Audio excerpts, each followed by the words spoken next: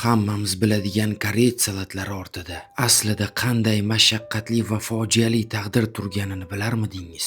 O'zbekistondagi koreyslar tarixi va siz bilmagan ayanchli faktlar. Bir kechada 170 ming inson aybsiz aybdor qilinib, surgun poyezdlariga yuklandi. Bu o'sha davr tizimining eng maxfiy va ayanchli qarorlaridan biri edi. 1937-yil Yaponiya SSR chegaralariga yaqinlashib keladi va Vladivostok atrofida yashaydigan koreyslarni yapon josuslariga yordam beradi deb gumon qiladi. Tizim buni xavf deb baholaydi. Asos esa shunchaki tashqi ko'rinishdagi o'xshashlik sabab butun boshli millatning o'z yashash joyidan ko'chirish haqidagi buyruq beriladi. Vladivostokdan taxminan O'zbekiston va hozirgi Qozog'iston chegarasi atrofiga 6000 kilometr. Odamlar uchun moslashtirilmagan poyezd vagonlarida haftalab yo'l yurishadi va eng og'ir jihati ularni tayyor infratuzilmasiz hududlarga joylashtirib ketishadi. Ularda na uy, na ovqat bor edi. Faqat sovuq va noma'lumlik hukmronlik qilardi. Mahalliy aholi josus deb gumon qilingan bu insonlarga qarab faqat bitta narsani ko'rardi. Ular ham bizdek insonlardir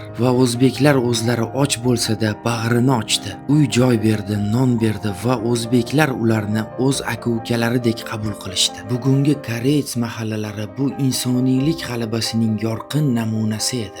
Sizning koreys millatiga mansub tanishlaringiz bormi? Ularning taqdiri haqida yana nimalarni bilasiz? Kommentariyda o'z fikringizni yozib qoldiring.